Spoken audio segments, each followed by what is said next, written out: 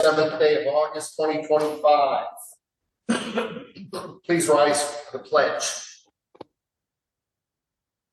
Pledge allegiance to the flag of the United States of America and to the republic for which it stands, one nation, under God, indivisible, with liberty and justice for all.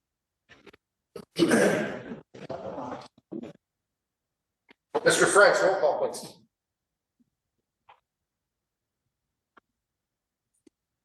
Braden, Guy, Gilligan, Here. Alderman, Here. Jones, Koval, Here. Laudermilk, Here. Lieberher, Martin. Here. 7 present, 2 absent. I'll now seek a motion to approve the minutes of the regular board meeting of 26 June 2025. Do we have a motion? So moved. By Mr. Laudermilk. Is there a second? Second. I didn't hear a second. Any discussion on the matter? Seeing none, all those in favor, please say aye. Aye. Any opposed? Motion carries. Dr. Kepler, Elmira Pride, please. This is one of the best parts of the board, being able to do this. It is the favorite part of my night. So, Mr. Guy didn't know this. This was a surprise to him coming in. Mr. Guy, can you join me up front here, sir? Joining us from PSBA is Aaron Todd. PSBA recognizes service for public school directors across the state of Pennsylvania in years of service. You've been a decade. So Mr. Guy, having fulfilled his 10th year as a school director for the Palmyra Area School District. So on top of being a student here, taught for 44 years, you've been around the block for Palmyra Area School District. So before I turn it over to Aaron, there's one thing that I don't think anybody could argue about Mr. Larry Guy is his passion and love for this school district. I've never met anyone.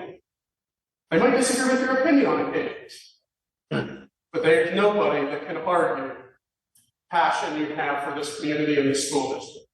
I've never met anybody that cares more about Palmyra Area School District than Larry. So Aaron, with that, I'll turn it over to you on behalf of the PSBA. All right. Would you like me to go for the podium? Sure. Okay. So I can project, but if you'd like to use the podium.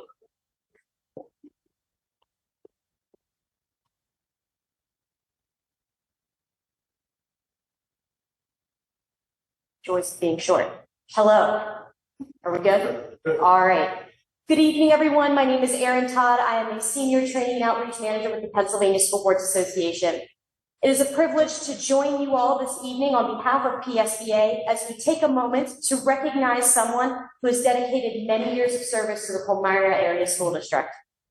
The PSBA Honor Roll program acknowledges school directors who have demonstrated sustained commitment through years of service, beginning at 5 years of service. Recognition is given at 5-year intervals following their first recognition to honor their continued dedication and contributions to public education. Serving on a school board is a significant responsibility. It involves thoughtful decision-making, collaboration, and a strong commitment to supporting students and schools. The person I'm recognizing tonight has consistently given his time and energy to help guide the district and support educational opportunities for all. His efforts have made a meaningful difference in the lives of students, staff, and the broader school community. This evening, I am honored to present this certificate for 10 years of service to a school director who has shown outstanding commitment to public education. So everyone, please join me in recognizing Director Guy for his 10 years of service to the Palmyra Area School District.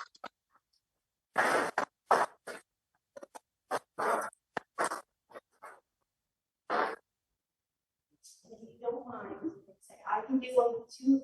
Why don't you get in the picture? All right. April, can you take a picture? Yeah. Come on. You might make a PSBA website.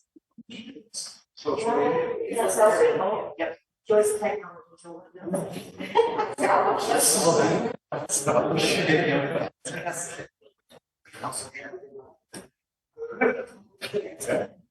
Sure. As I say, our record, Excellent. Thank you, Aaron. Congratulations, Mr. Guy. If I would have known this was going to happen, I would work great. I'm a Steeler fan, that's why I didn't tell you.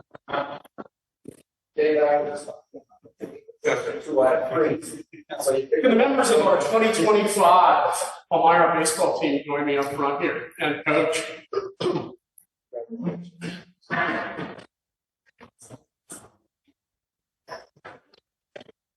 Let's go over this way, guys, so our public and board can see it. Coach Hyman, I'm going to give you certificates if you don't mind. I think I know every one of these guys, but you know, a number of the folks couldn't be here. You can pass it on later if you want. Elmira High School Baseball 2025 had a pretty special year. This group of young men went 22-0, right? 20-0 perfect regular season. Pretty impressive. 1999 they didn't do that, did they, Coach? Coach, you know, Coach played on our 1999 state championship team. So these guys took cake in the regular season. Won the Mid-Penn Keystone, right? Took care of business.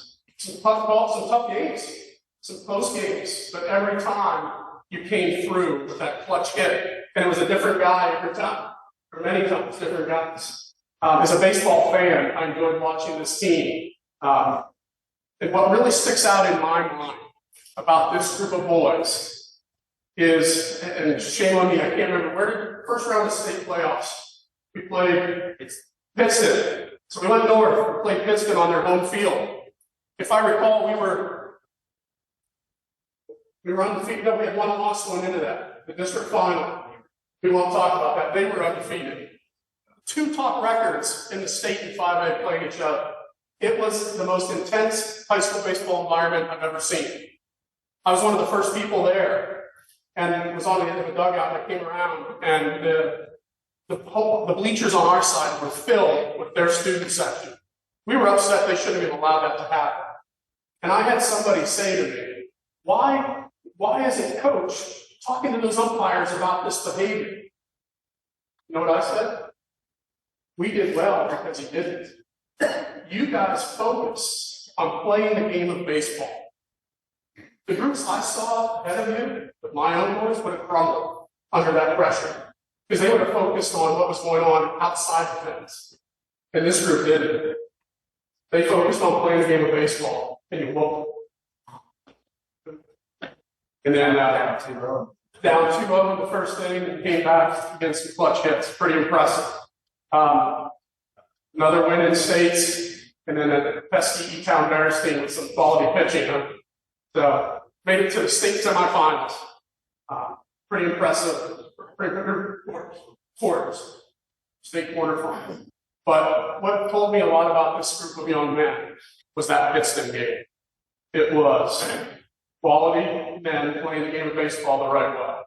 So proud of you representing Elmira Area School District in the right way. So each of you tonight will have a certificate. We have the administration and the board that reads Elmira Area High School 2025 baseball team recognized for their outstanding season. The team qualified for both district and state tournaments, won the Mid-Penn Keystone Championship. So not all players are here tonight, obviously. We hoped that they were going to be here in June, and that was our error in our office that you were supposed to have an invite for June. So those who graduated, thanks for coming back. Clint Brecker, Braden Bound, Blake Dieter, Alex Thorda, Ezra Good, Jack Hathaway, Nate Holt, Gabe Kern, Logan Kreiner, Julian Bailey, Nate Epstein, Tyler Peck, Chase Reedmiller, Luke Risser, Jack Santana, Brandon Sommer, Adam Strohecker, Donovan Strohecker, Aiden Willer, Jesse Willie, and Owens S. Downey. And a special acknowledgement, the Mid-Penn Keystone Coach of the Year, Chuck Hodge. Congratulations, guys. Good coach.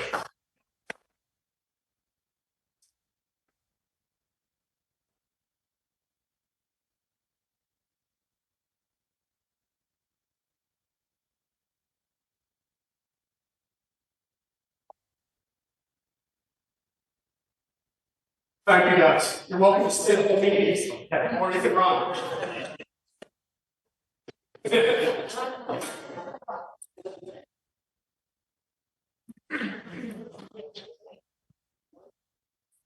Thank you.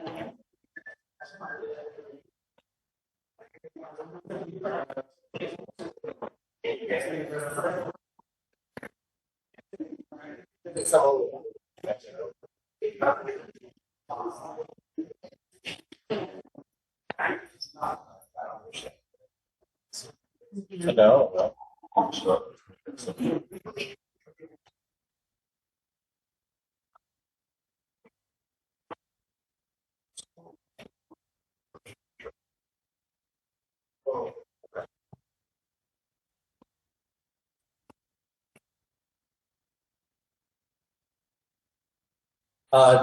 Sure. I make a motion to approve the treasurer's report for June and July 2025.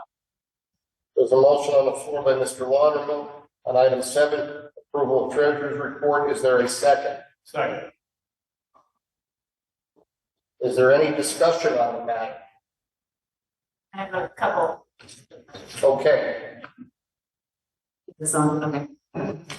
Just on the capital projects report, for both June and July, just noted again that we're still earning 74,000 a month interest, so it's fantastic. Is there any guesstimate as to how much longer that's going to be happening? How much longer we can have that amount of funds that will garner that much interest? That will start to dwindle. We are starting to, as you can see by some other things that are in the treasurer's report, we're starting to pay some of the contracts that previously been approved by the school board for the construction. And so the anticipation is probably the next 3 to 4 months that will spend down substantially. Okay. And then a quick question on the tennis courts. I saw we spent $15,000 on that. What was done there? I thought we had finished. I guess that was just a surprise. That was funds we were withholding due to actually grass being grown, and due to the time frame it was finished. It was late in the season for growth, so we had to wait for spring and summer to have that take hold. Okay, and then quickly on the revenue summary report, the line item 7361, school safety and security grants, that keeps coming and going. This is curious. Like in March and April, I think April and May was in and was out in March or vice versa. I was just curious why that is there. Are we anticipating other grants in that area, or is that why it comes and goes? I believe it's been there for, I would have to get back to you on terms of coming and going. The way we lay the reports out is if we don't have a budget number for it, and we receive it, we haven't received any funds, you don't see it on the report. If we receive funds, then you do see it, but there's no reason that it would have went. Yeah, it was listed, it was not listed in May or April, but it was listed in March, and now it's back in June. So that was just a curiosity. I was just didn't know if that meant things were anticipated or I can get back to you on it. okay. Not a huge deal, it was just curiosity. And then I just, one last comment, I just noticed we spent another $917 on the dogs. And again, it's not about the dogs necessarily or the gate fees that I talked about the last meeting. I am just concerned we just keep overspending on things. And there's really no discussion about how to rein some of that spending in or creative ways to fund it. I'm assuming we still pay for the dogs out of the general fund. There isn't any fundraising money left or anything like that that pays for them at this point. Is that a correct assumption? Okay, so I would just like us to have some discussions. I know the gate fee thing morphed into something way beyond what I was expecting. I was just trying to use that as an example for a topic where we could have a discussion about ways to creatively address expenses. And so this is another example with dogs. I would like to start having discussions about creative funding, not just keeping spending, ways to maybe cut some of the expenses in some of these areas where, they're not huge expenses, but there are ways to, add up eventually. And so that's the point of making this comment and making that comment last month about gate fees. So I want us to be good stewards for the taxpayers. And so that's my comment there.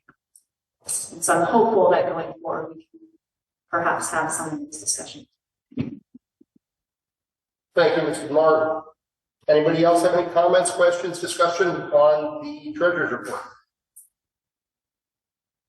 Seeing none, all those in favor, please say aye. Aye. Susan? Any opposed? Seeing none, motion carries. President's report, very brief. I just want to ask the school board if they had an enjoyable summer. I hope so. Having the month of July off from this was certainly a good opportunity for us to spend a little bit more time with their families and a little less school board. However, it leads to terribly busy August meetings. So I'm not going to dwell on that with the president's report. We're just going to move on to visitor comments. Mrs. Brown, oh, sorry. That's okay. I saw an R where there wasn't one. Usually people do tend to add an R. It's normal. That's good enough. 5 minutes. It won't take me that long. First of all, I just want to thank you all for allowing me to speak today. For those of you who don't know, my name is Rachel Bound, and I am the current treasurer for the boys basketball booster club. I have 2 boys that play in the organization and have for since they were little. And I'm here to respectfully request a waiver for the custodial fee that we were recently charged for the summer basketball camps that we held in the various schools. We use these camps as a valuable opportunity to interact with the younger students that are in the Palmyra School District.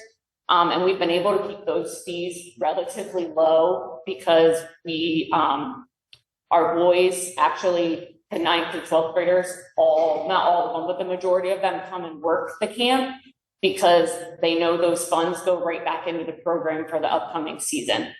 And so a lot of them actually take off from their normal summer jobs so they can work that because it is our biggest fundraiser for the Booster Club for the basketball teams. And our Booster Club supports all the way from the middle school boys as well as the high school boys. It's not just the high school boys. So we could do 7th through 12th grade.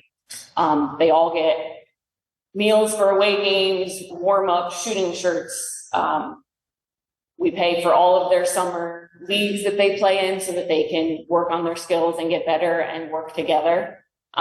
So we're asking for a waiver for that fee. We honestly didn't expect it. It was a very unexpected cost this year.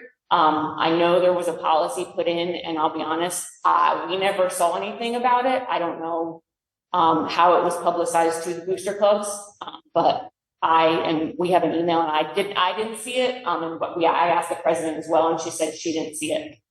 So we're asking for that to be waived so that we can continue to keep these fees low for the kids in the school district. I don't know exact numbers, but probably I would say at least 90% of the kids that attend those camps are Palmyra School District children. There's a few that know the coach that come from a couple other school districts, but when I walk in that door for those, they're almost all Palmyra School District children. So like I said, I'm just here to ask for a waiver for that fee, as it does really cut that profit almost in half from what we make on that. So that's what I'm here to ask. Does anybody have any questions for me or anything? We don't have a back and forth in this piece, but I do have one question. Yeah. What is the total? The total of the fee? Yes. I have it. The amount of the waiver. Yep. It's $2,240. It's for 3 weeks of camp. Their camps run Monday through Thursday during the regular workday for our staff. So they'll already be custodial staff for the buildings at that time. Yep. Thank you.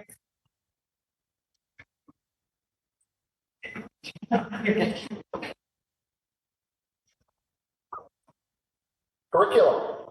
Any other? It's public comments, no discussion. No. Anybody else have? Oh, no, anybody else public comment? I guess I should announce that. Huh? Seeing none, we will move on to curriculum.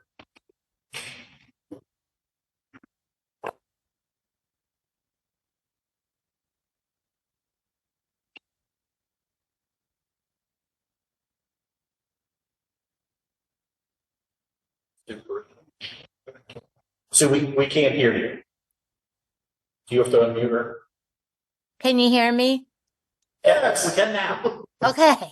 I didn't know I was doing this, but the Palmyra Curriculum Committee met on June 26th. The meeting, there was no the meeting adjourned at 6:48. The next meeting for curriculum is Thursday, August 21st. I can't see anything else, sorry.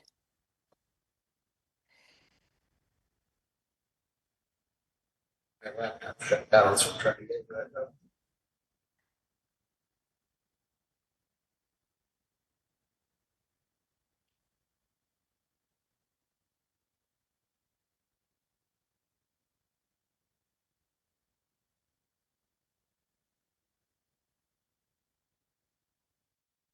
And I'll just finish that up. The next meeting, the Curriculum and Instruction Committee is scheduled for Thursday, August the 21st, after the 6 o'clock regular board meeting here at the Linville Avenue Elementary School and by Zoom. And there's no motions out of that, so we'll move on to finance. Did you have like this bring it back there? Sure. So the finance committee, are you going to bring the? Just a motion. Okay. Well, I just wanted to see if we're going to bring the open PDF. A motion to approve the rate increases for game personnel in the 25-26 sports season.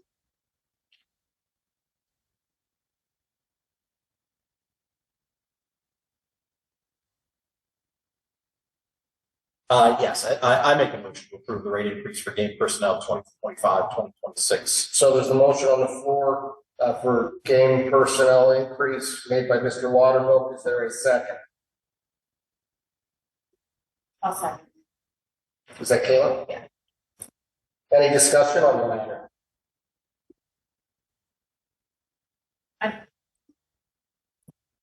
This is Mark. No real discussion. I'm going to vote no, just because we've had no real conversation about it. And that's the reason.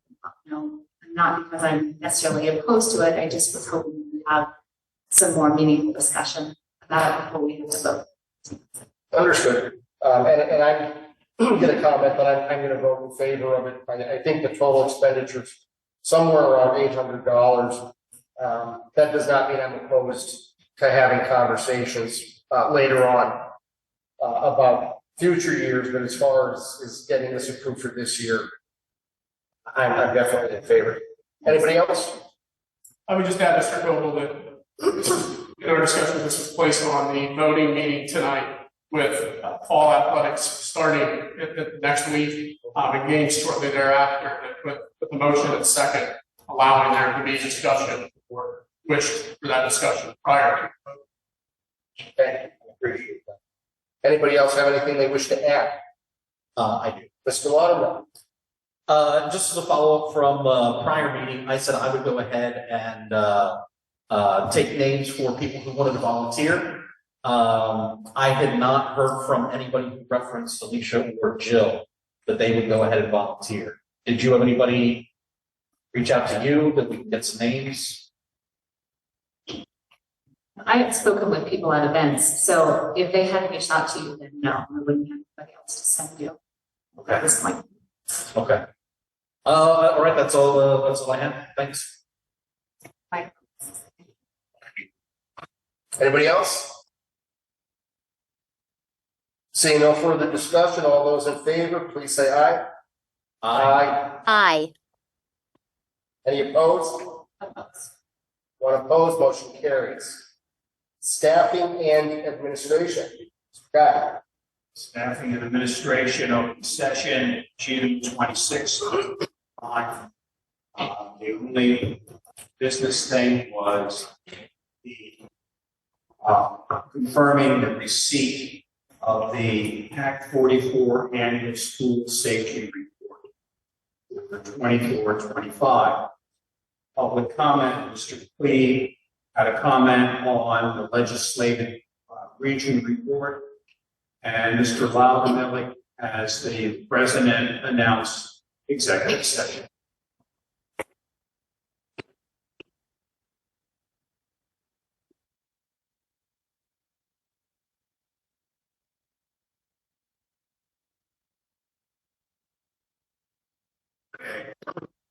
So, let's see.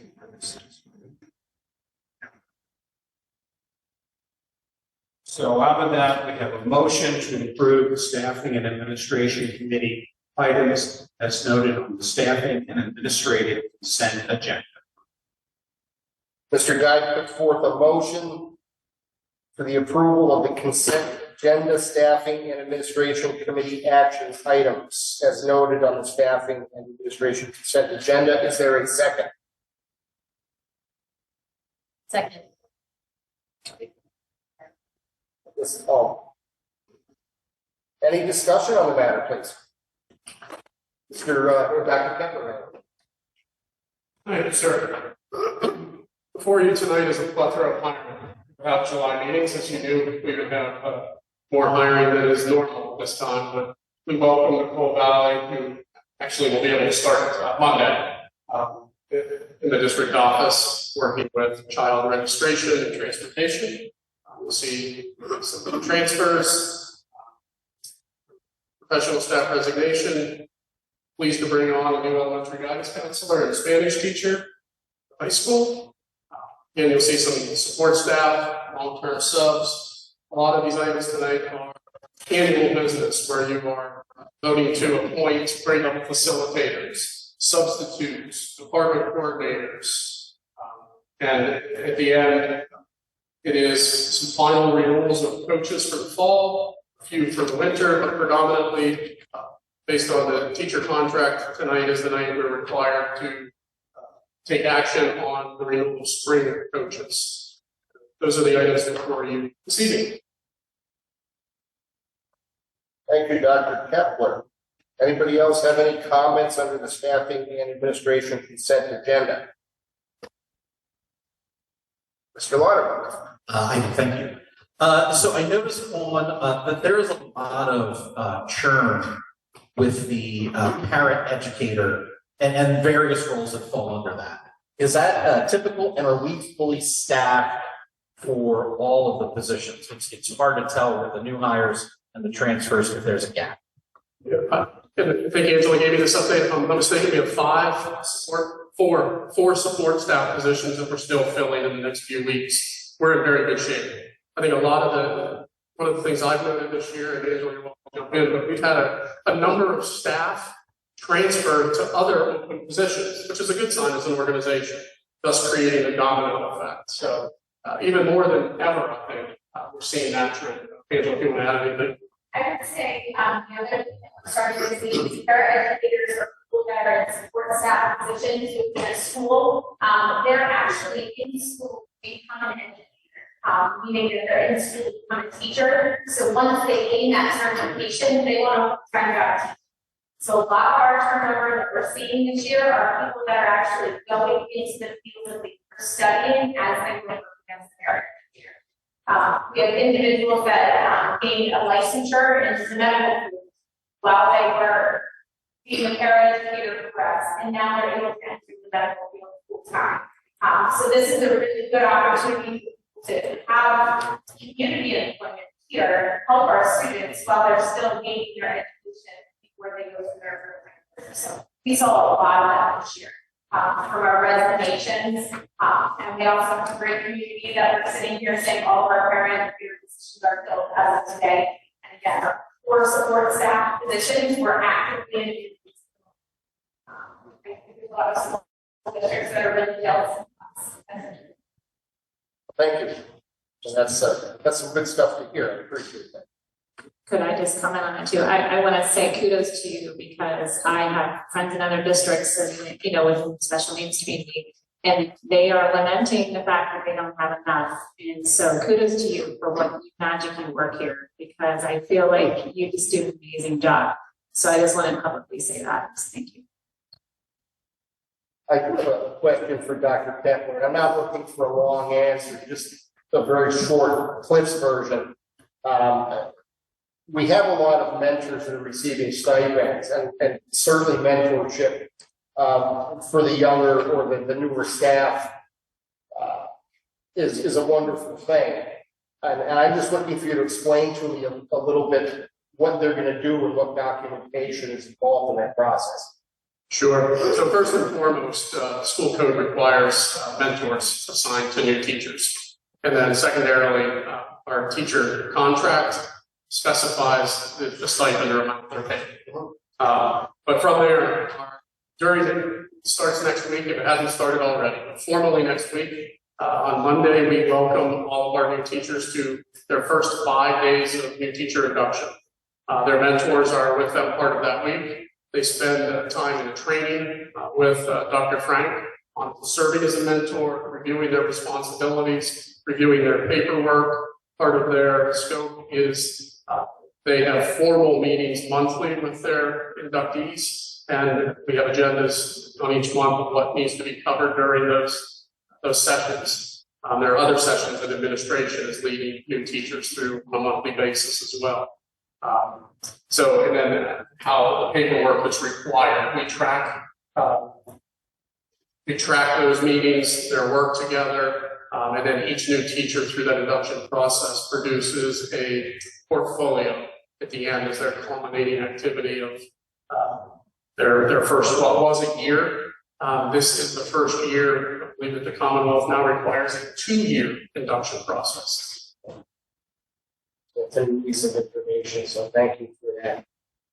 I know it takes a lot of work to manage your own classroom and then help somebody else. That's why I wanted to get an idea of exactly what's involved, so I appreciate that. Having lived through something like this at a time when there was no induction program and there were no mentors, and then getting involved in the union, suggesting to the administration that something like this is necessary. It's the difference between day and night. It makes that smooth transition. And even if you're an experienced teacher and you move into the district, if you've not been here before, just getting acclimated to how things are. If you can imagine what it's like for a freshman moving to the high school, that same experience is for a new teacher moving into a new district. And I just like to say that it's a tribute to this district of policies that we do and positive things that we're doing. We're doing the right thing. Thank you, Mr. Guy. Anybody else have anything on the consent agenda items? Seeing none, I'll put it straight to a vote. All those in favor, please say aye. Aye. Did we hear Sue? Sue? Hi. Thanks, sorry. Any opposed? Opposed. One opposed.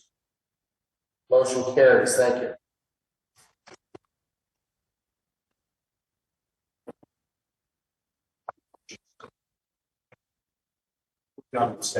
Thank you. Sure, you can tell us the first meeting back after a break. Communications, as always, can be found on the district website. I will now seek a motion for adjournment. So moved. By Mr. Laudermill. Is there a second? By Mr. Guy. All those in favor, please say aye. Aye. Aye. Any opposed? Motion carries. We are adjourned. Recording stopped. It will take about a minute or so, 2 minutes, before we jump into the committees if anybody has to use the restroom or anything.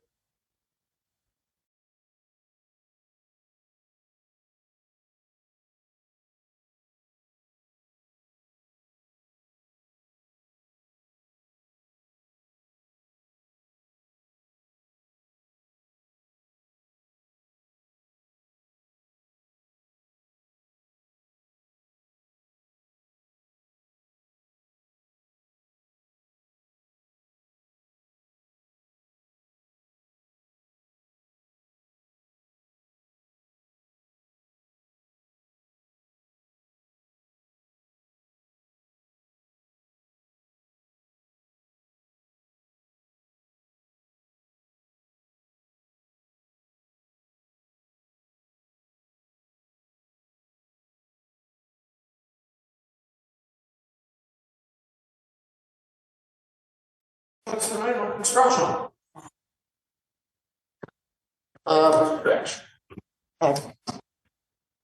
You did get my report. I'm gonna add some things because it's been a week and a half, about changes in just a week. Forge Road Playground, that is a small playground between the back parking lot and the bus loop.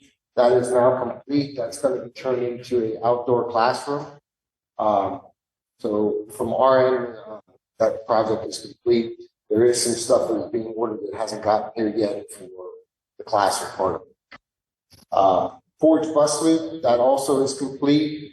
We did do some modifications with the contractor. The topping will be added a little more to get a little more slope to get some better drainage. Some of our bus loop was a little flat, and he was able to shoot it and get us a little more slope. Forge roof replacement. They are working very hard. We're pushing them very hard. I'd like to see them out of there before school starts, but I don't believe it's going to happen. I believe they're going to be there yet for probably their final cleanup would be 2 weeks after school started. Right now, the roof itself is complete. They still need to do the capping around the edges. They are working on trying to make sure they get all the playground area and the main entrance area is done so that they can continue to work while school's in and they don't have to work. They did guarantee that if there's any work going on and parents are dropping off kids or whatever, they would stop, wait for that period of time to end and then continue. They also were working on the siding of the gym walls up there, finishing up that. Middle school roof project. I believe that it's going to go into at least the first week of school. The schedule says we're going to be done the day of school. So I don't, just what I'm seeing, I don't believe we're going to be. They guaranteed the main sidewalk will be open for the start of school. The gym siding will be completed by then. Also, all the metal roofing will be done. The only roofing that will be left is canopy roofing painted. They're waiting for the paint for that. They did say if they get that and school's in session and any sign that they're going to get any fumes or anything, they will stop and do that. And then there's a small section over by the generator. It's probably maybe a 30 by 20 area that they'll be working on while school's in session. But they are also pushing very hard to try to get this done before school. I'd like to see them out of there before, see how it goes. I'll jump to the stadium. The stadium project is moving very well. I believe was probably a week ahead of schedule. They are putting the drainage in now, in the field. They are expecting sod to probably go down in September. Goalposts are going up. The bleachers, they expect to the end of September to start putting the bleachers up. They are putting the piers in. We are hitting some unsuitable soil, which will cost us some money because unsuitable soil is basically they hit soil that won't pass the compaction test to hold the piers. So they have to do some remediation to get that passed. We also hit an area where I guess in past renovations became a place to get rid of some asphalt and stuff like that. So that has to be dug out and the track, I don't know if anyone by, but now since the report went out, it is actually blacktop. And I believe the end of August is slated for the top coat. So it is moving along. Concession stand wise, the floor was re-poured. They're waiting for that to cure, then they'll start putting the epoxy flooring down. Light wires are still hanging there, waiting for the okay to start putting the ceiling in. And all the plumbing is complete. They just are not putting fixtures in yet.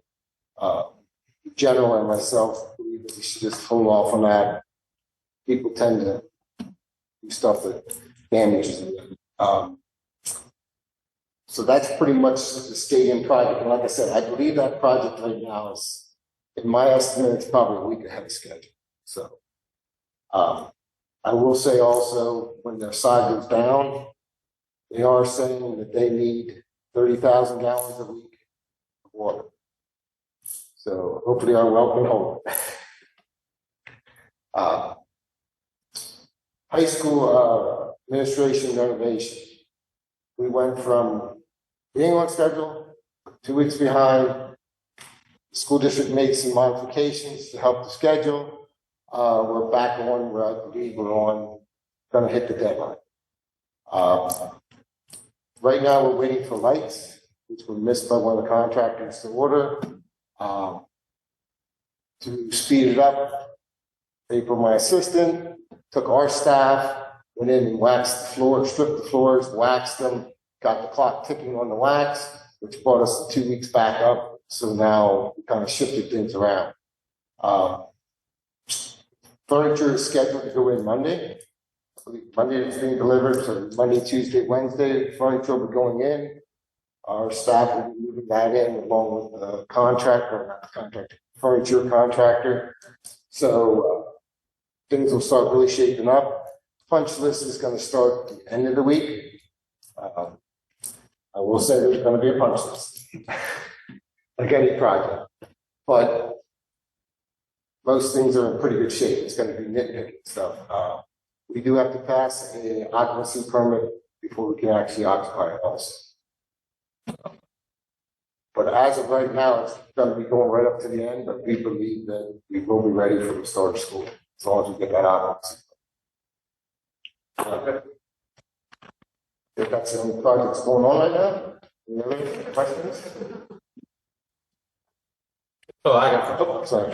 So I just wanted to say thank you to you and your team for, I read through this before the meeting, for all the work put in. But one question for you specifically is how much time do you think you spent this summer on this project? This is project alone? Yes. Probably at least 3 hours a day. Do you feel you have exceeded the amount of time that we set the contract up for? I did what it takes to make sure the district gets it. I agree. And I appreciate that. Do you feel you have enough staff to accomplish this work? I don't want you to be overworked, and I don't want your staff to be overworked. I'm glad the custodial staff came in and did that. I appreciate the over and above, but I want to make sure we're not grinding people out. That if we need to hire a body, if there's enough work for another body, we should bring another body on. This particular project's coming hopefully to an end, and then it's going to be the punch list items. So it should ease up a little bit. I am known to be a little hard on punch lists, so, but with that said, again, I'm trying to get the district, I'm dealing with an issue right now from another project probably 20 years ago that something was installed and never set up. You don't say in this district. You know, so I want to make sure that what I got to live with down the road is good. So I believe our staff, they pulled together. It was that weekend before that, we were a little stressed, but April and I came up with an idea, had the staff buy into it. They worked and they were willing to work overtime. We had to, and we actually were able to get it done in the time frame. Okay, I appreciate it. Shoot me an email this week. I'll take you and your staff out to, we'll meet at Bartolo's for lunch. My favorite place. Bartolo's on Campbelltown Road. Thank you so much. It affords me, if I may, the opportunity to just thank not only Heath, but April as well. We knew the quality of people we had and the team we had, but the last few weeks it just comes to the surface. Final touches to a regular summer are hectic. We throw projects on top of it, talk about some building systems we're struggling with, some other issues we're working through. They're earning their keep, and I'm proud to have you both here. We're fortunate to have you here. Thank you.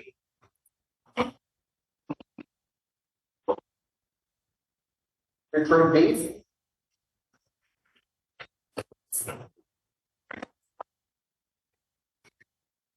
Okay. So board asked for us to take a look at the Ridge Road site and look at that as, my understanding, a possible site of, why did we not look at that as a potential district office relocation to build there? So first thing we brought forward for you tonight is the 2008 original deed with restrictions from the Hershey Company when they basically provided the district that land. I just draw your attention to page 7. Speaks specifically to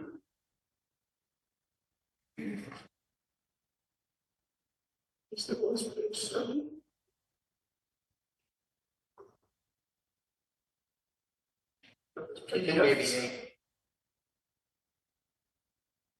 There you go. So page 8 of the PDF. Thank you. Speaks to the restriction of the parcel of land being used for athletic and recreational fields by the municipality, school district, and then for use and operation of a public elementary school. So very clear, my recollection is I lived in the district at that time, did not work here, that this land is being considered for the purchase or construction of an elementary school. And the district ended up going and buying this farm we sit at tonight, and Lingle Avenue was built. Okay, so current deed is restricted for elementary school and recreation. It's not to say that it couldn't be visited in the courts and changed, etc., but that is the current deed restriction. The second document that I share with you tonight is just a reminder that in September 2024, I remember Mr. Guy asking us and pushing, saying it's got to be cheaper to build a new district office on district-owned property. So we went out to RLPS at that time. We had a rough scope of what the building would be in square footage, etc. And we asked them, if we were to build this on Hip Forge or Northside campuses, what would be the cost associated with that? So scope was a 14,800 square foot building. So again, these estimates are based strictly on square footage and construction costs. And what they brought us was a cost estimate ranging from 4.9 million to 5.5. We don't have an updated number yet on the district office. Off of South Forge Road, again, with some of the changes required there. They're still working through that approval process, and ultimately that'll determine final costs. So we will have an increase, but our approved bid and contract that was signed with Weaver Construction was for 3.8 million and some change.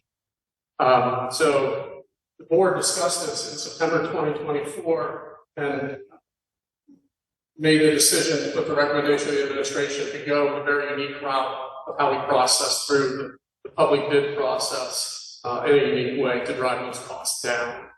The other consideration I'm an educator, not a construction person, but if the estimates are at this number to build at Forge or Northside, which have utilities, are flat in nature, the utilities and roadway access at Ridge Road, I think would just escalate these costs even higher.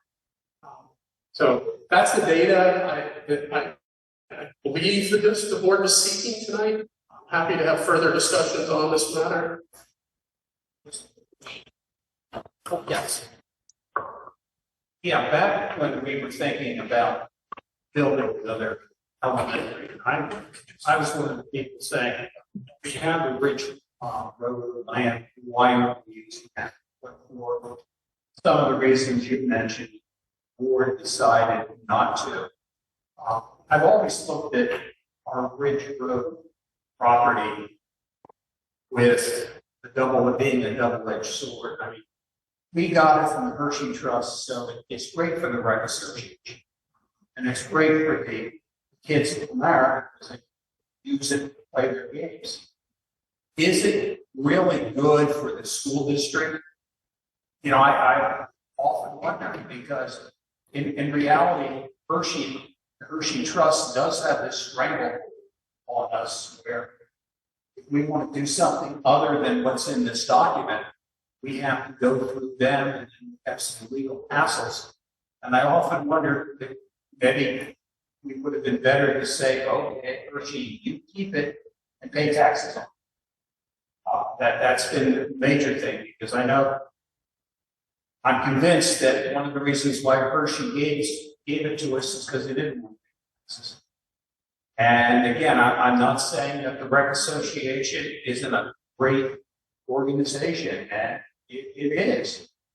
But financially speaking, maybe it wasn't the best decision for the school district. I guess what really upset me is after we had spent hours talking about this, we had some people still bringing this up when we were getting ready to make the final decision and making it sound like we had never talked about it. And we spent hours talking about that. So that's all I have to say about it. Thank you. Yes. Yeah, I just wanted to say thank you for this information, for putting the deed on here, because I had no idea that we had that 15 acres for an elementary school or anything that was in this deed. So I do appreciate the knowledge of this for the board as well as for the community, that we are aware of. And I think the good news to come out of this is the fact that we still have the 15 acres available for an elementary school if needed. So keep that in our back pocket, I suppose. Can I ask a question? Ms. Martin? Was there ever, Dr. Kempler, you're talking about, this being 5.5 million at the top, and the Weaver property being cheaper acquisition costs, but was there ever an analysis on carrying costs comparison? Because just serving on the planning commission and seeing all the machinations that's having to be done to get that property in a place where we can build on it, is the stormwater itself, the maintenance of that, and what's on the notes of the plans, that it's going to have to be monitored every 3 months. We have to clean out rainfall. I mean, it just looks to me, I mean, I'm not an engineer, but hearing the one engineer on the planning commission talk about it at the last meeting, it just seems like that the carrying costs for that are going to be huge, and that's going to be in perpetuity. Let alone the separate landscaping costs, separate cleaning costs, separate, because it's on a separate property, not just, adjacent to a current one. Was there analysis done of that, like potential carrying costs versus, yes, we would pay more upfront, but in the long term, it's going to be much more expensive to have this property on South Forge. Was there ever an analysis done of that?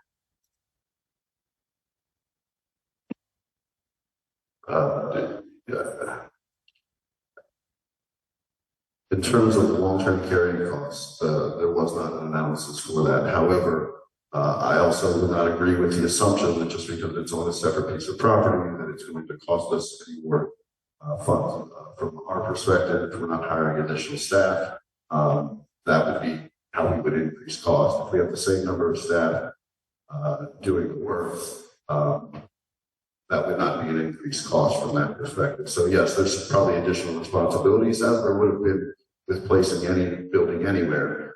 That's going to have additional work that is necessary to it. I'm not certain though that I agree that it's additional cost.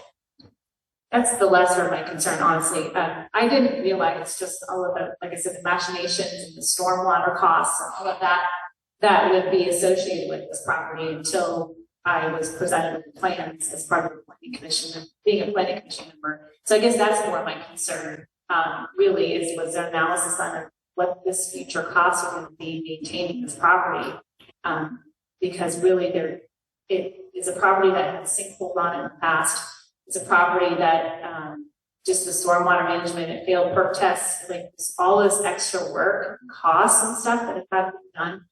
And will continue to need to be done. So I think that was just alarming to me that I didn't know that in the past, because nobody really knew it, honestly, until you started down this road, right? And so you're starting down this road and you're realizing these costs are adding up more and more and more. Like I said, they're not going to go away. These are going to be opportunities that we're going to have to carry, taxpayers are going to have to pay. So I'm just concerned about that, and I wondered if we have really thought through that well. And and analyze what those carrying costs will be.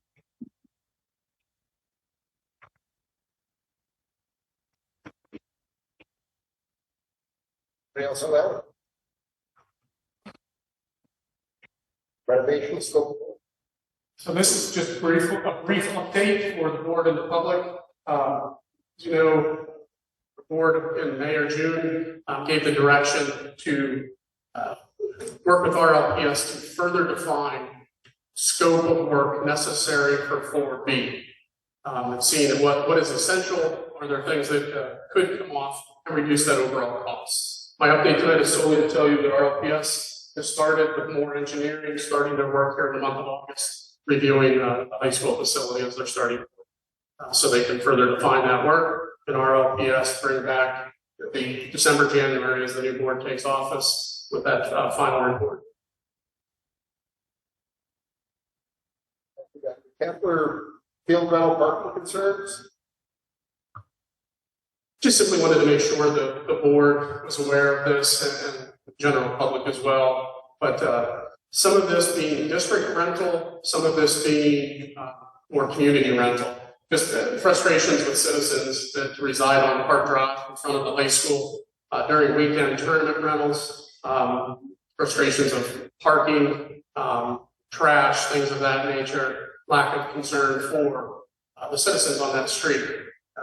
So the township sent this letter to school districts, to the two parties that rent baseball and or softball fields, asking them for their help. I've reached out to them as well. A good bit of that parking is more associated with the rentals of the what community calls the pool field, which is not our property. It's part of the Palmyra Swim Club, owns that pool. Believe it or not, that baseball field is by the pool. That is not ours. They rent that predominantly to In the Net for tournaments. Our girls' softball field would be the closest field that we rent to a combination of In the Net, but more oftentimes Future Stars has that. Some people park on Park Drive for that, but less than the pool field. So part of the issue is events being held on our campus with rentals. Just reinforced with the people that rent from us, Future Stars, that we need their help. We have a whole parking lot, the back of our school. Please do everything they can to help those folks coming from New York, New Jersey, Maryland, Pennsylvania, come to our community. Please just park in the parking lot, be respectful of our neighbors. So just wanted to make you aware. I'm just going to tack on there, but I recognize that problem as well, but I also recognize it on property where I see cars parked on the sidewalk and in the grass out in front of the weight room. It's a mess. And I don't know what we're going to be done with the grass that, except maybe some bollards or something. And secondly, is the township considered any signage, or have we considered it, or, and not that I want more signage, because I feel like it's everywhere, but it's also helpful, I suppose. To my knowledge and communications with township officials, this is their first step. Only they can do something that would be ordinance related and parking related on their public street. That's what I was going to ask. Is there township regulations that are violated? If so is the township police force enforcing? Their police force, if there's something that is a violation, they are enforcing that. And they're clearly monitoring it more closely, they're listening to their constituents. So if there is something that is marked illegally, they will certainly address it. They said it's not illegal to block a mailbox, believe it or not, on that public parking. It's illegal to block a driveway, but not a mailbox. Well, when you talk to anybody from the township, please let them know that we appreciate that the cooperation and correspondence.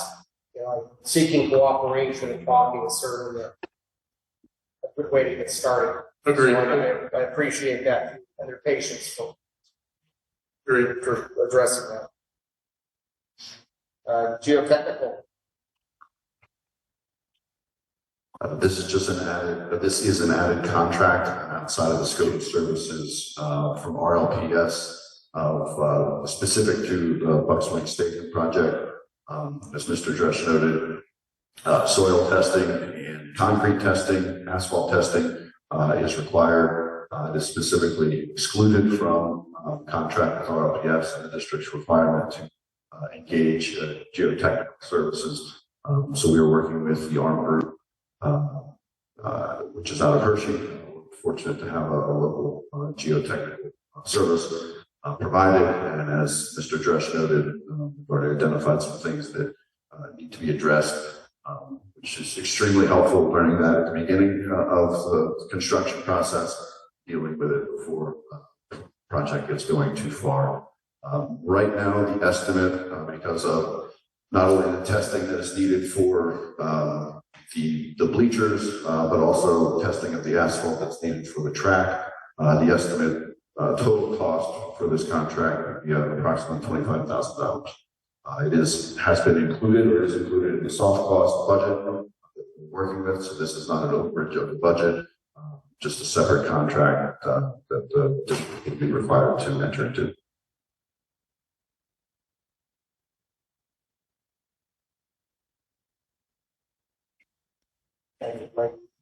Review of change orders.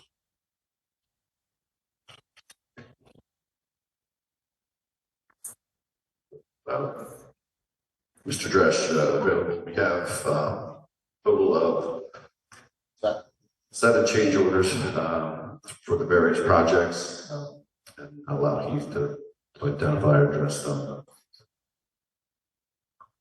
One of them is for $1,689.19. That's for painting of the walls in the principal's offices. The principal's offices were outside the construction zone, but we did change the VAVs, and that was part of the contract to change VAVs. But per code, the thermostats are not grandfathered in, so they had to be moved down on the wall to handicap accessible, which then caused that wall to have to be patched and was painted. So that was a change order that RLPS didn't have in the scope of work.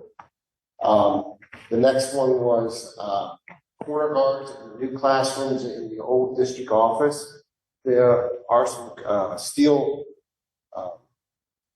columns in some of the rooms, in 2 of the rooms, and they had drywall put around them. 2 of them had corner guard put on. The other 2 were missed in the specs. So the district feels, and I feel that if we need corner guard, it's going to get beat up in the classroom. It is 1/3 of the classroom, so it's going to get hit quite a bit. So that was the change order for that. The next change order actually is a credit. That was the district took the waxing from the contractors and did the waxing in the classrooms. I will say that took 2 days, 2 or 3 days of the waxing in that, and brought the job back up to on schedule. But that is actually a credit. So the credit was $2,233 for the district to take that back to do that. Then there was a roof drains. There was some roof drains that were supposed to be normal roof drains. The contractor that was in the spec had overflow roof drains with normal drain combination. To do that, there had to be some modifications, and that was not in the contract. So there was a change order for $1,173.79 for that.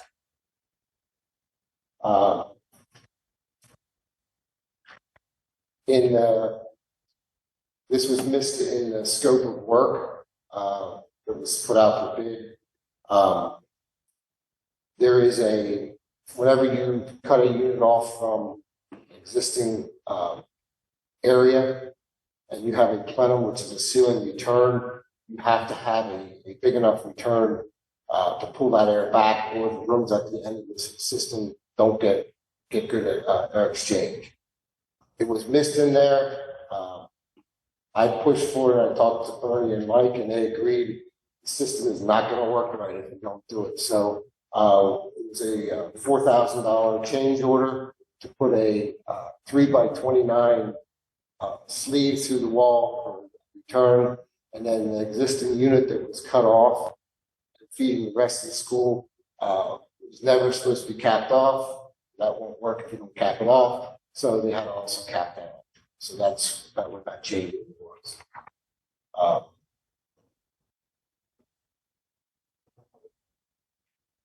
Then there was duct detectors.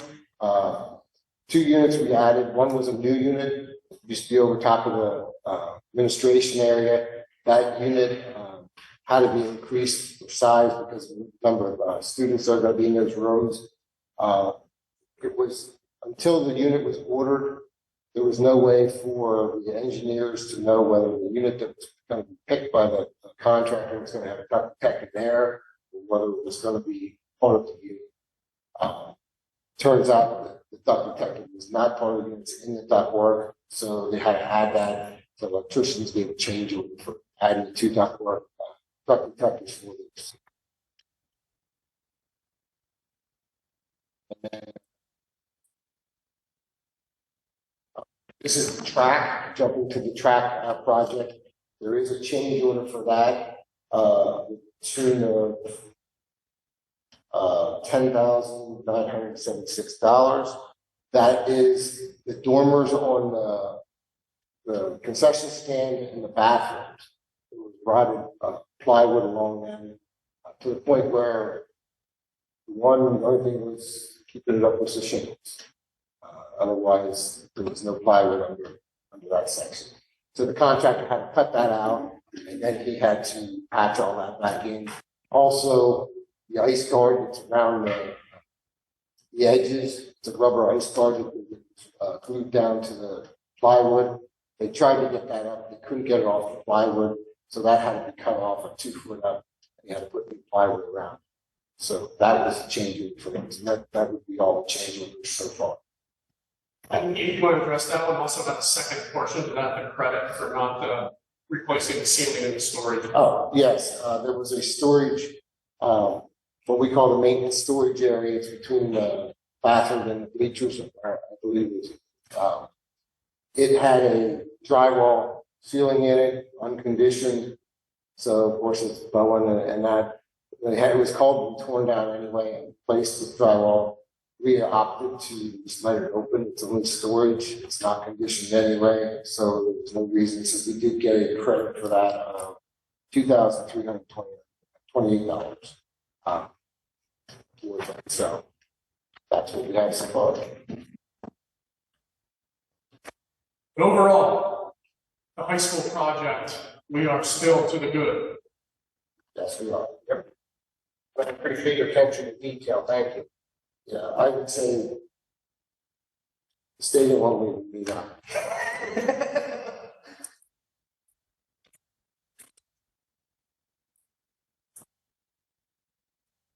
Any public comment?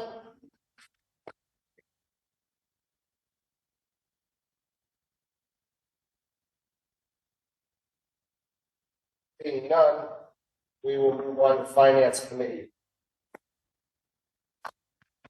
Yes, that's not here.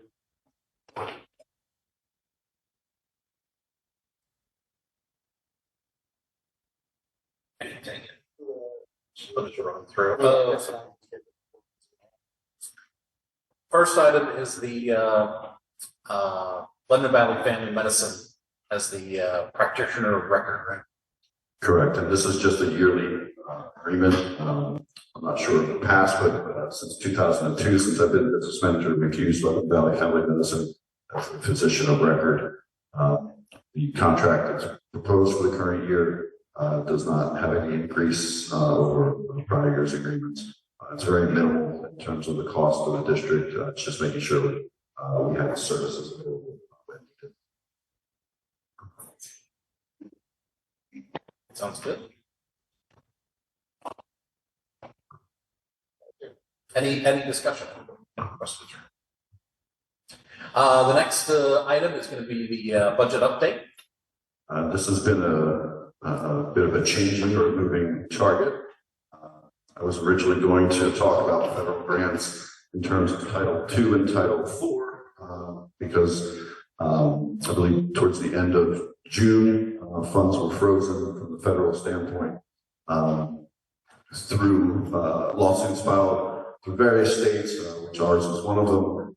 I believe just as recently as the end of last week, those federal funds are now all released. So no need to review from that standpoint what those were or any contingency plans for that amount of money as we are getting that. Definitely be something we'll discuss as we look to our 26-27 budget in terms of our federal grants and trying to determine whether or not they'll be in place moving forward. It's going to be a challenging one, so maybe we have some further discussions, but to this point, the federal grants, federal title grants that we have budgeted for all should be received this year. The other part of the presentation, I just wanted to update, we still remain without a state budget. So I wanted to provide the board currently, that doesn't really concern myself.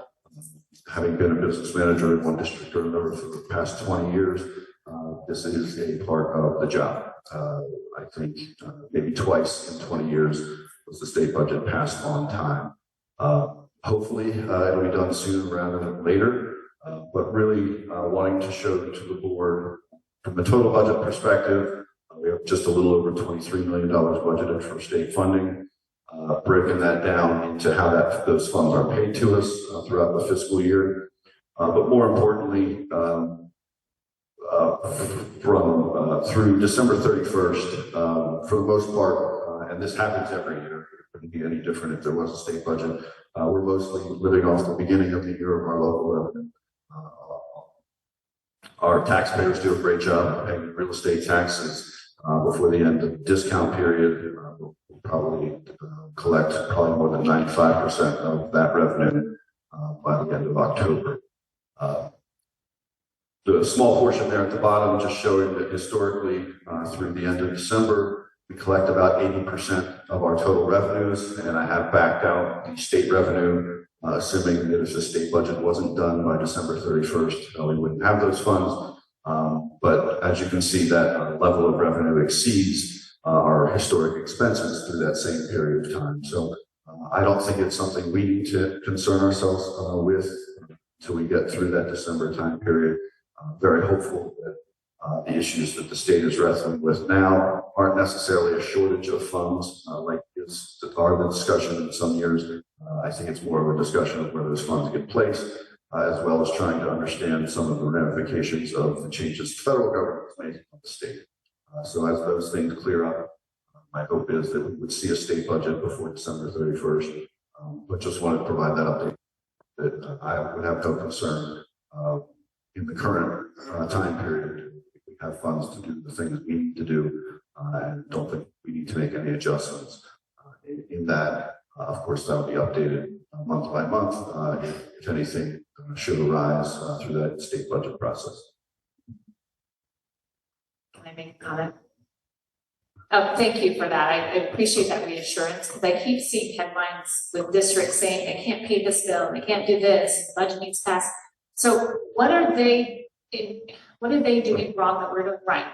So that we are like, that's overly simplistic, I understand, but I just want to highlight for the public, like what are we doing right that's making us in a position where we're not having to worry?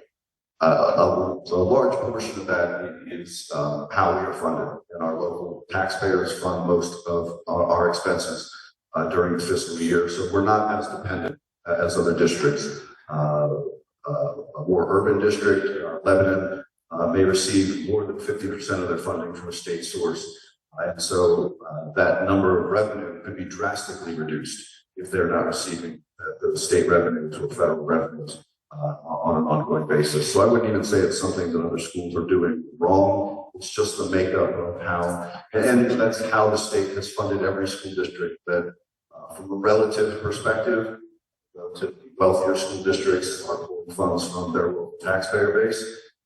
The relatively poorer school districts are pulling funds from state and federal sources, which we don't see. So it's the in this time, it's probably pretty good that we don't receive a lot of state funding because we can make these decisions and move forward. We do at times lament how much other districts receive in excess of state funding than we do, but this would be one of those times that it's good to be on this side of it, and that we don't much more dependent on our taxpayers, as that's the way that we're set up. And some of our surrounding districts would be the same, but like I said, 11 would be the one that comes to mind that may be struggling to make some ends meet because they're getting much more state and federal funding. Okay, thank you very much.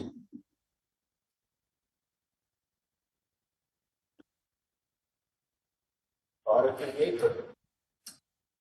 This is just an update for the board. We received our official audit and engagement letter from Boyer & Ritter. They were out in late July to conduct their first round of field work. We were very pleased with getting them the information they needed and making efficient time of that process. This is just making sure the board is aware that we continue to go through that audit process. The engagement letter notes the start of it, the requirement to have it, then talks a little bit about the responsibilities of the district and the responsibilities of the auditors during that engagement. This is once again another yearly process. I'd just like to make sure the board is aware that we're going through.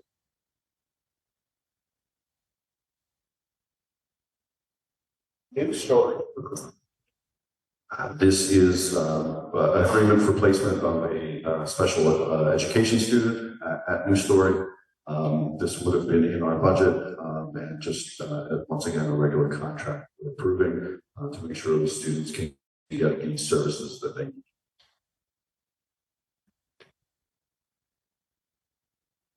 Student achievement.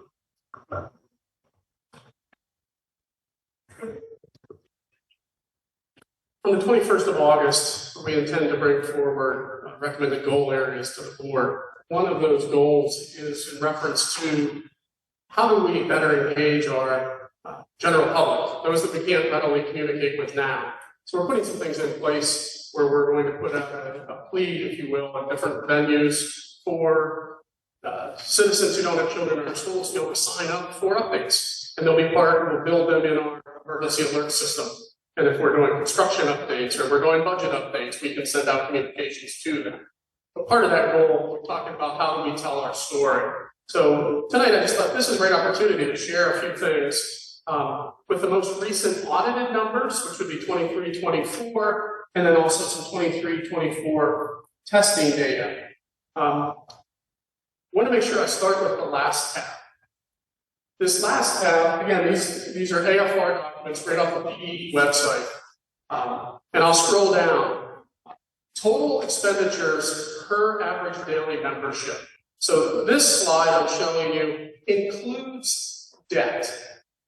Also includes expenditures related to when in 23-24 was a year we were able to successfully make a transfer due to a positive variance from the general operating budget to capital.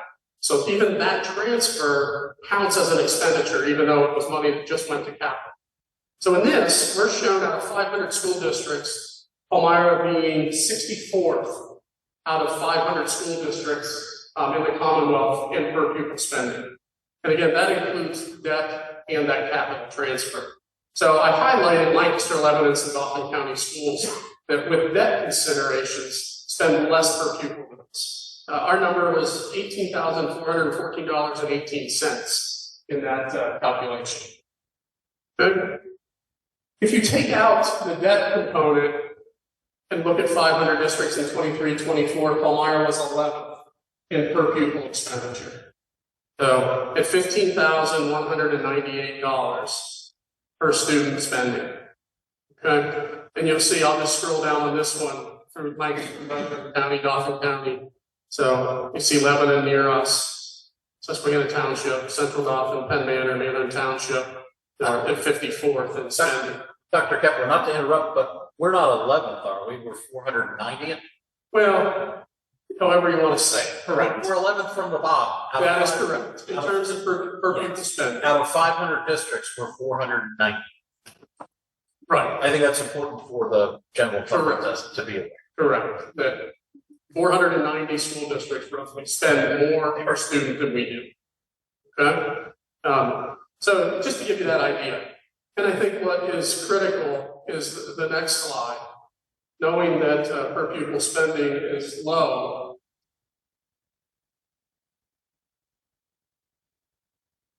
just a quick data overview. We didn't do this statewide. We did this fairly locally within our IU.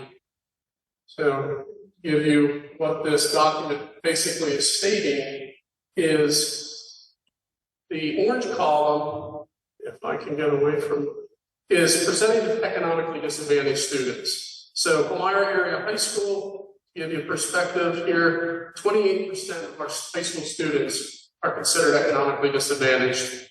Our enrollment in the 23-24 high school is nearly 1,200 students. And you'll see in column E, literature, Keystone exams. The first number is achievement. 87.8% of our students were proficient on the literature exam. It's the highest in IU 13. The second score is our growth score. In the algebra Keystone, 74.3% of our students were proficient. Again, the highest in IU 13. And in biology, the highest in IU 13 at 74% proficiency. When 490 districts spend more per student than us. Middle school, 2 of the 3. So I go through Palmyra Middle School. There are more middle schools than high schools. So I'll try to squeeze that down. Middle school data, is always going to vary from high school because these are comprehensive exams, the PSSA, where a Keystone exam at the high school level is an end of course exam. There's a little different than the PSSA. So it's 61% proficiency in 7th grade is a benchmark where you look at students in math. By the end of 7th grade is a marker for how they're going to succeed throughout their schooling. And you can see we're the highest there. But when you look at building wide in 2024 ELA, we were the highest in IU 13, 73.7% proficiency. In math, PSSAs, again, not a number that you'd like to see, but relatively speaking, 55.7% proficiency is the highest in IU 13.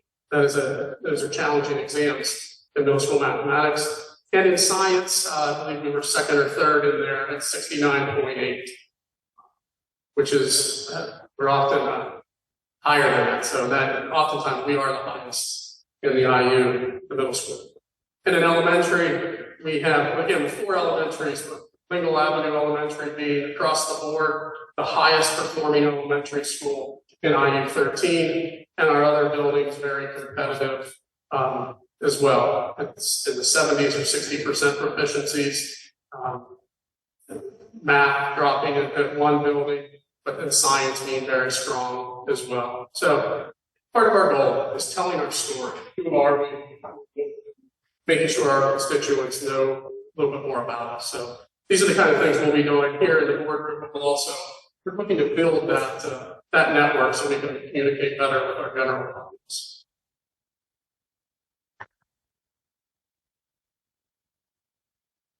Fine right at the top. Fine shout out.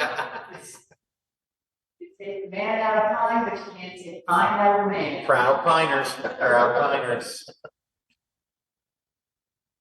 I appreciate providing that data, and I know it's something, excuse me, a little bit of trouble talking tonight. Tried to water ski over there. I'm not very good. My sinuses are still full of lake water, so I apologize if I'm not sounding good.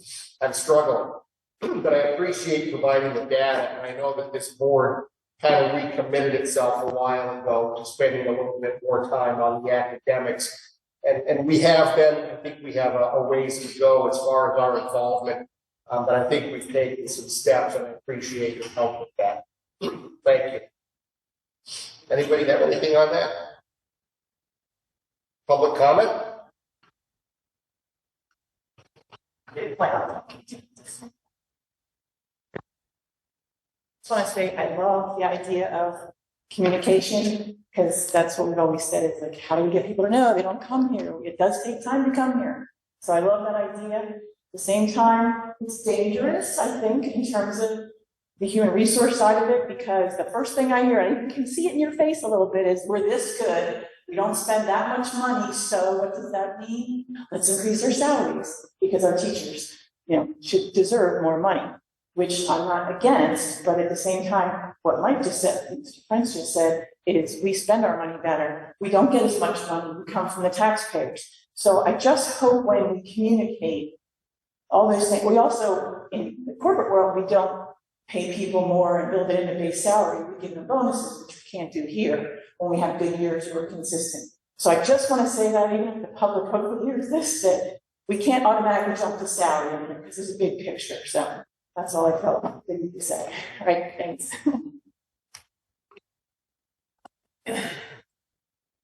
Any other public comment? Staffing administration. Okay, athletic department overnight trip. Well, I'm waiting for the Zoom to get out of my way. Each year, our field hockey team has been playing in a 2-day, let's say, max field hockey tournament. It is 2 games, guaranteed 2 games. Historically, they've been able to play both games on the same day, and it hasn't been an overnight trip, and therefore, it never had to come before this board. This year, we're scheduled to play 1 game each day, so it is an overnight event.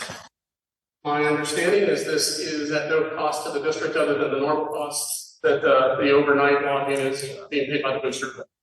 But because it is overnight, needs your approval as a board. Let me say, this is my kind of treasure because you're not missing it. You looked at the dates for a weekend, didn't you?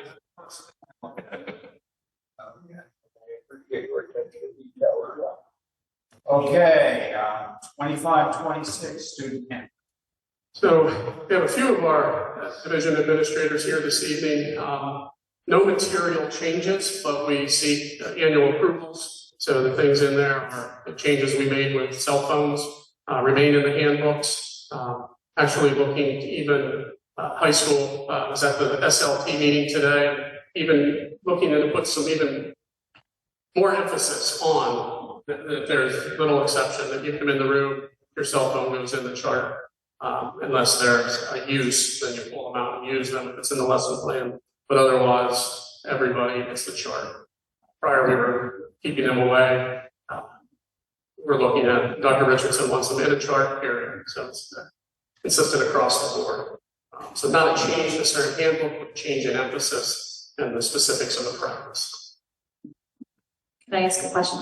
So that was going to be my main question, was were there any changes? Because I didn't see, like, it's hard to read side by side and not have a document that shows me where it changed something. So there really was no other changes in that in any of them? Anything was minor, no substantive changes. Okay. I did notice, I did have one question about the elementary handbook. I saw under the bullying section, you referenced policies 103 and 103.1, but 249 wasn't referenced. Should we put that in? Because that is another bullying policy. It was in the elementary one. There was a heading that said bullying. And I just noted that it didn't reference that policy, so I feel like that's important to have. I would agree. I will work with Dr. Hoover to have that added before you vote on that on the 21st. Okay, thank you. Yep, thank you, Mrs. Moore. Board policy first reading, it's the emergency preparedness and response. So annual review, there are no recommended changes. We did just do this policy. And this is just an annual review. So if the board has anything, please, we can discuss. Otherwise, it's ready for policy from 2022. So there's nothing you recommend that we add or change or take out based on what other districts in our IU are doing or recommending or anything like that? Don't maintain status quo? Correct. With where we're at within our safety and security coordinator group, recent trainings at PSDA, the Lebanon County Department of Emergency Services. We feel we're confident and good with this policy. Public comment? And then I'm going to turn it over to the president to tell us if we're going to do an executive order. I don't have anything to tell you. Do we have anything for executive session? Should have probably maybe a printout. I forgot. I'm pretending to shuffle through like it should be. Thank you. The board will meet in executive session immediately following tonight's meeting. That's now for updates and discussion regarding confidential personnel matter. Thank you. And we will take a few minutes between now and the executive session